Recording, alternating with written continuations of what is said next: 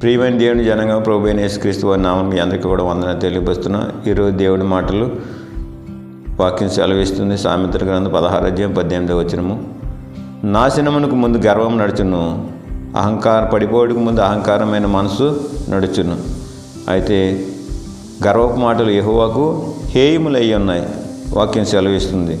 అయితే లూసిఫరు దేవుని ఆరాధించే విషయంలో ఎంతో గర్వించాడు కాబట్టి తనను ఆకాశం నుండి కిందకి పడదోయపడ్డాడు. రెండవదిగా చూసుకుంటే గొలియాతు ఇశ్రాయేల్ జనాంగం మీద ఎంతో గర్వపు మాటలు మాట్లాడాడు.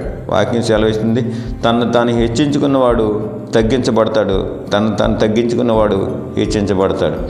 అయితే ఆ గొలియాతు మాట్లాడిన ఆ గర్వపు మాటలను బట్టి దేవుడు దావీదుని తను తగ్గించుకున్నాడు. కాబట్టి దావీదు చేతిలో గొలియాతు చిన్న రాయికే పడిపోయాడు, తను నాశనానికి తననే కారణమయ్యాడు. అయితే వాక్యం సెలవిస్తుంది, తన నోరుని కాపాడుకునేవాడు తను కాపాడుకుడును. అందుకనే నోరు మంచిదైతే ఊరు మంచిది అవుతుంటారు చూసారా. నోరు మనం చాలా భద్రంగా కాపాడుకోవాలి. అప్పుడు మనల్ని మనం కాపాడుకుంటాం, మన పాదాన్ని మనం కాపాడుకుంటాం. అంత మాత్రమే కాదు, అనేక మందికి మనము మాదిరికరంగా ఉంటాము. దేవుడు మనందరినీ కూడా రక్షిస్తాడు. అందుకని నోటిని చాలా భద్రంగా కాపాడుకోవాలి. అంత మాత్రమే కాదు, గర్రపు మాటలు ఎంత మాత్రం కూడా ఉండకూడదు. తను తగ్గించుకున్నవాడు హెచ్చించబడతాడని వాక్యం సెలవిస్తుంది. కాబట్టి నోటిని చాలా భద్రంగా కాపాడుకుందాం.